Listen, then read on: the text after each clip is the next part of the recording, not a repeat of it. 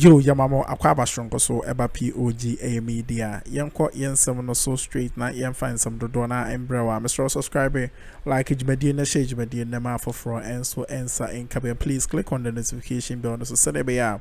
Yeah, the any news be to platforms so on so no dear airco and the eba.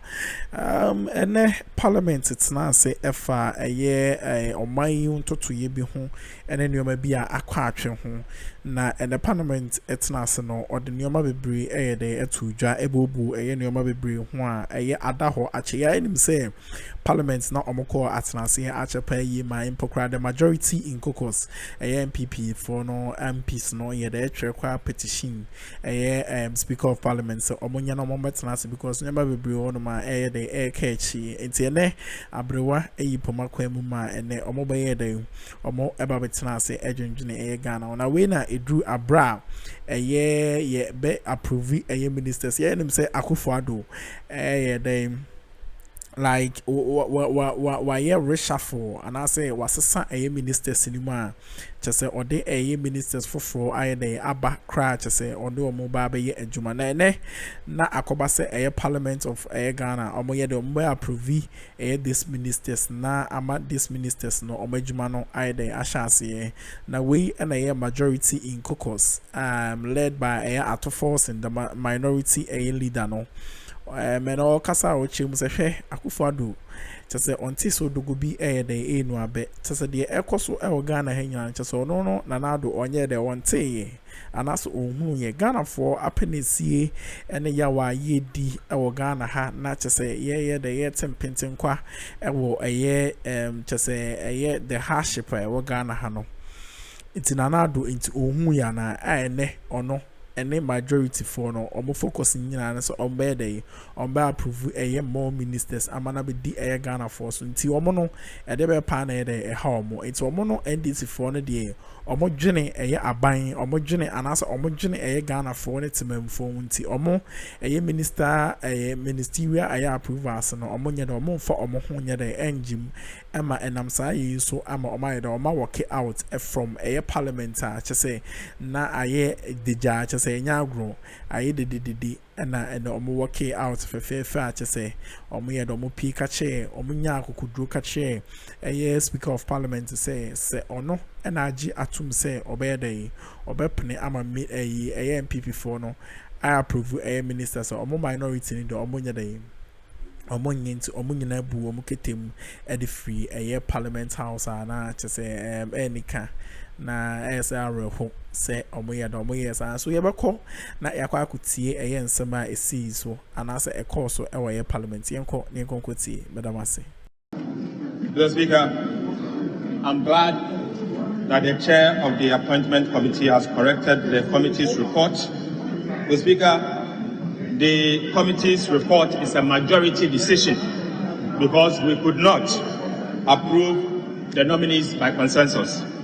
Mr. Speaker, the minority does not support these nominations because our country has gone through and continues to go through very, very difficult times, Mr. Speaker, including crippling economic crisis, food insecurity, doomso, debt or default, Mr. Speaker, obviously as a result of reckless borrowing to finance consumption.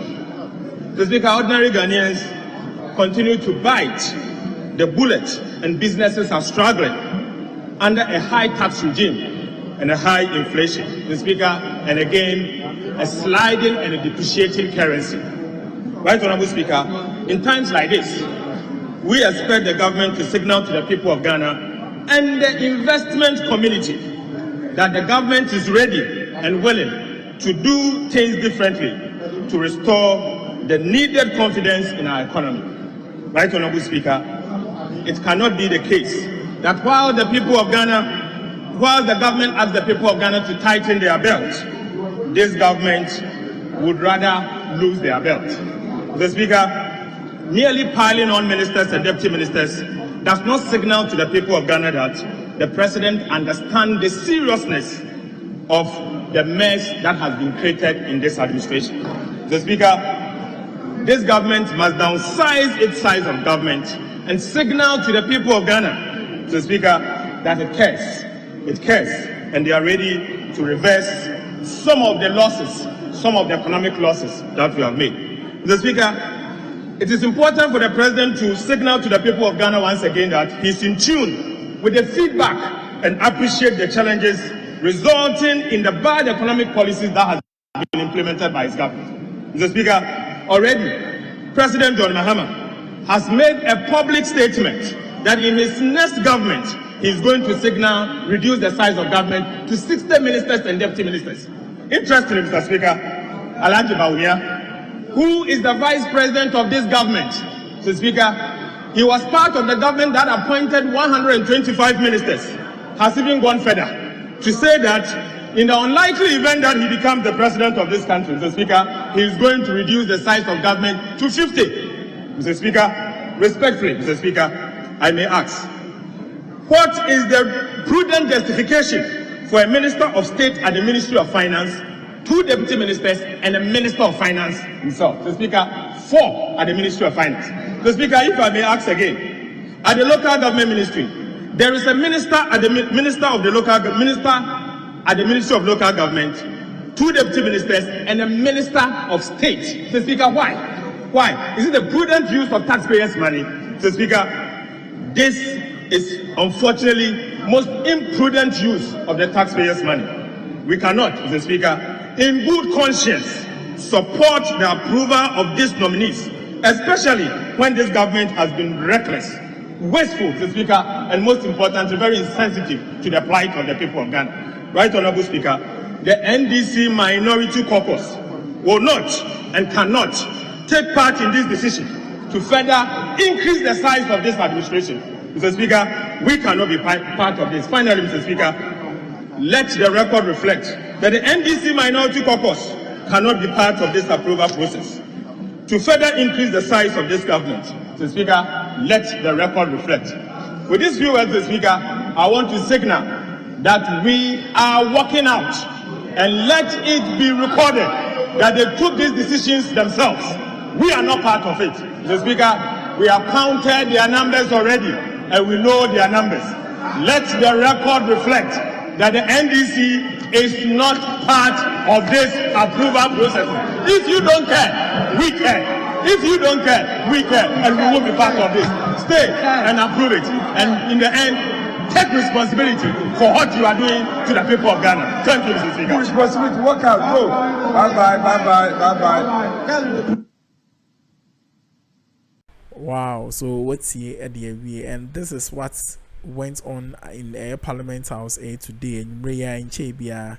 The course so and minority no abuom ketema ma pie to say kasa you know aka MP before and a ministers omoba aba approve omo and I the aka omo ewo ayema shebedwafi onum na nam sa we so Mahama so press conference bi a okoye okasa wase okasa edefa judicial system enkoye ne how corrupt system no so ye the sa press conference no so the esaso the bram ti Mahama de oka at the time yes adwumedi to and the oka ya to say trigger all these speculations our Ghana to say and we expose a whole lot of things yanko the nkonkotie the John Dramani Mahama at the tuja medamase. I'm not alone when it comes to appreciating your contributions, as our General Secretary and our Chairman have ably done.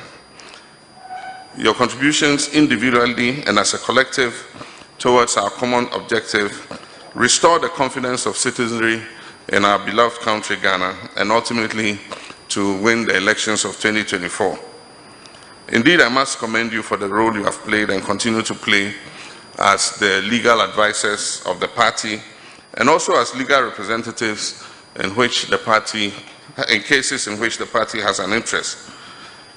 We appreciate the sacrifices that you have been making on our behalf, offering your services pro bono, gratis, and in many cases at cost to yourselves.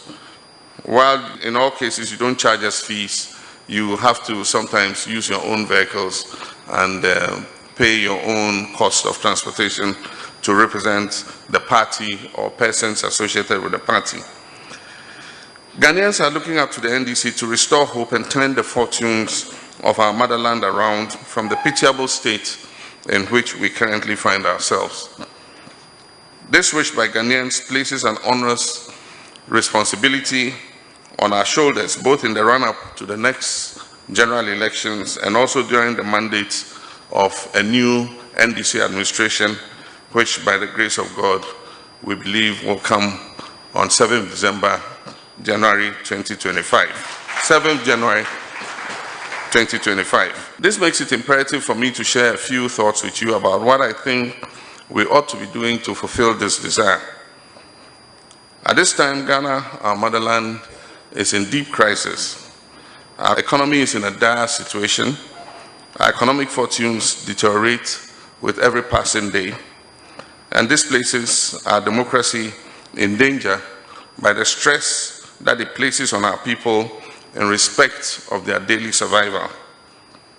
Ghana is facing an unprecedented economic tailspin of runaway inflation, which is currently measured at above 30%, a fast depreciating currency trading above 10 cedis to $1, an unsustainable debt burden exceeding 90% of GDP, with the inclusion of the recent Bank of Ghana financing of the debts, the Afri-Exim facility recently approved by Parliament, the Sino Hydro loan, and the collateralization of our GET fund and our energy sector levy.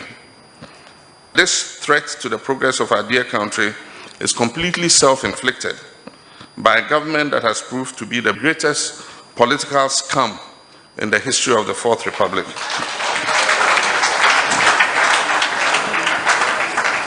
By the current indices and general hardship Ghanaians are suffering today, the Akuffo and Bawumia NPP government remains the worst ever in the history of our Fourth Republic.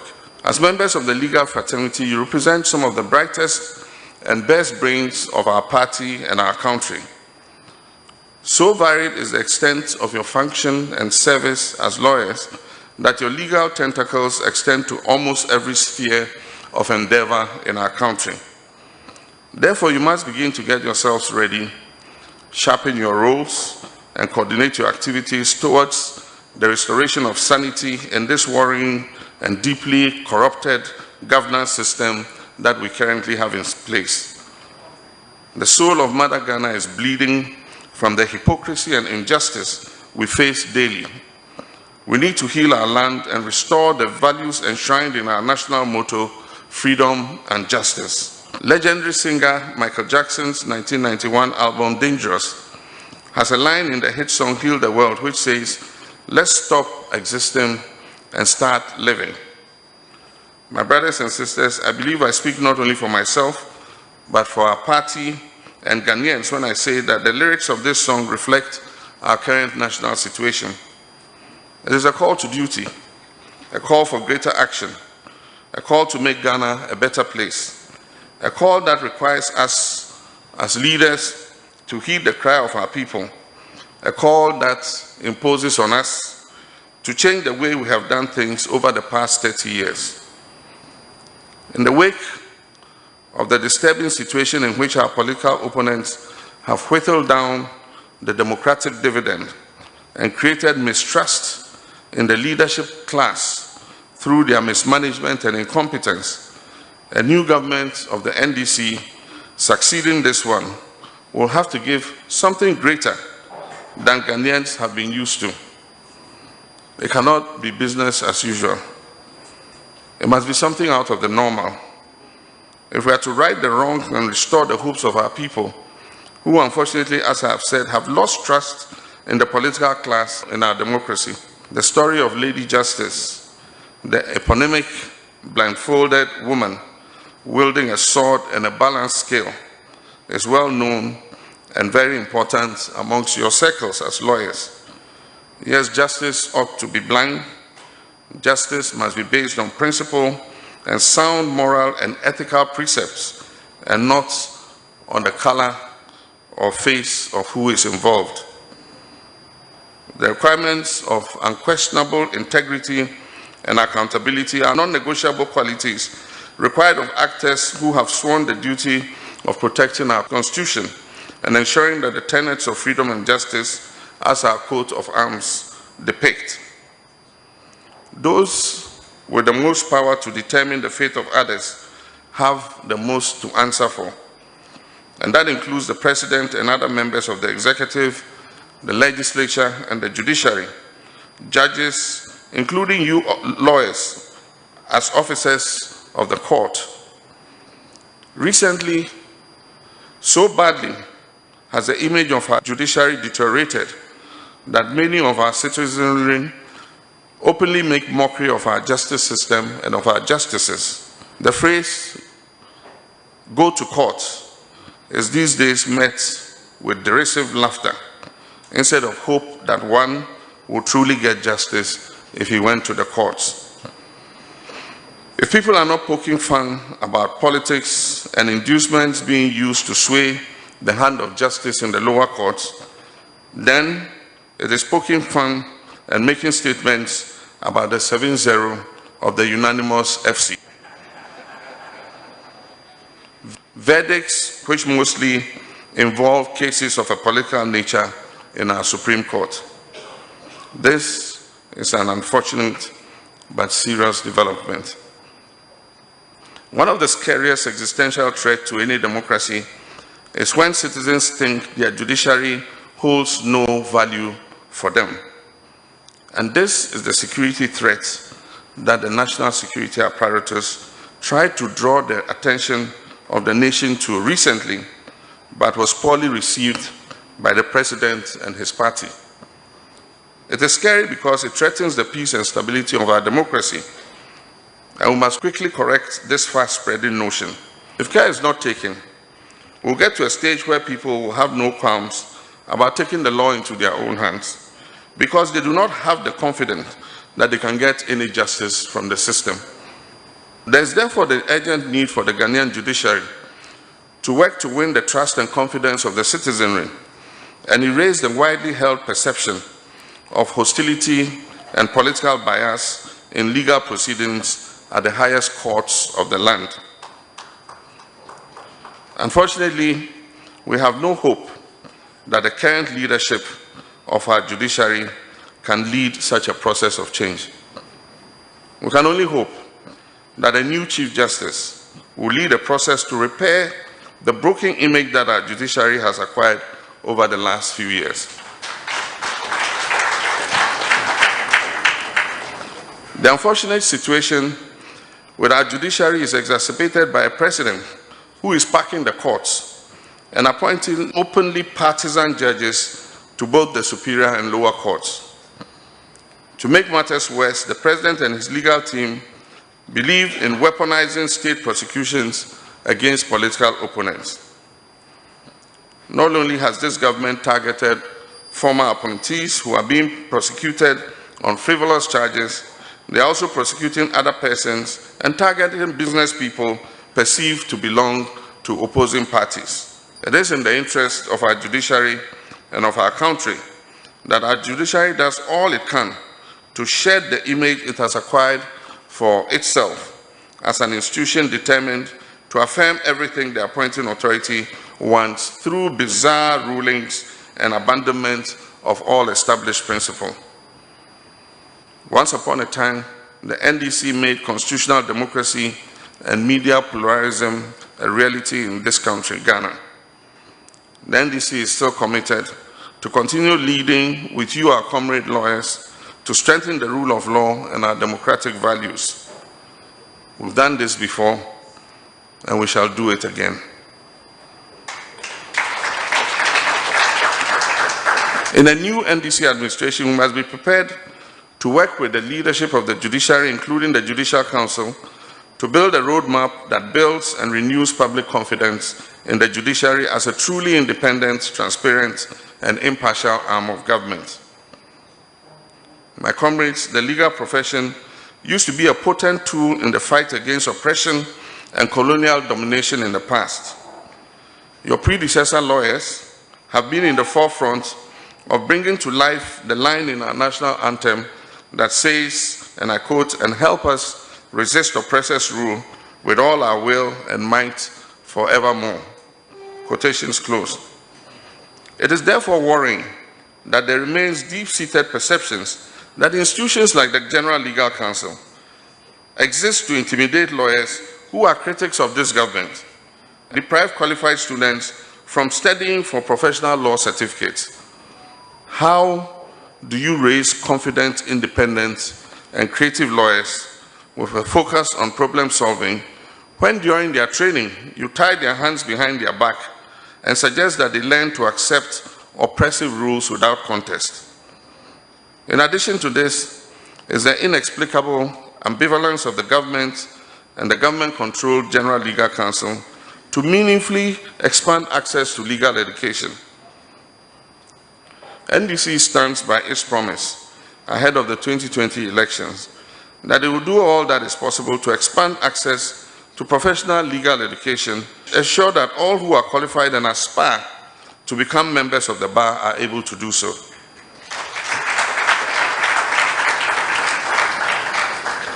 My brothers and sisters, corruption has exploded under this administration. The President's promise to protect the public purse was clearly empty sloganeering. His administration has not only raped the public purse and protected its appointees caught in the net of corruption, it has also engaged itself in a fight against persons and institutions mandated to fight corruption. This is evident in the government's harassment and hounding out of office of the former Auditor General, Daniel Yao Domelevo. Wash Jumedia no ebedris the same year, the mechanics in Yamin na on Chawashim na on Yokase. Jumedia no empon so in any year, the Jumedia no ebisi hama ona Yenya Ahwadena, yesa the other subsequent air stories no Eddie Abramo. So Yonko na yesabe de yesabeshia makramo.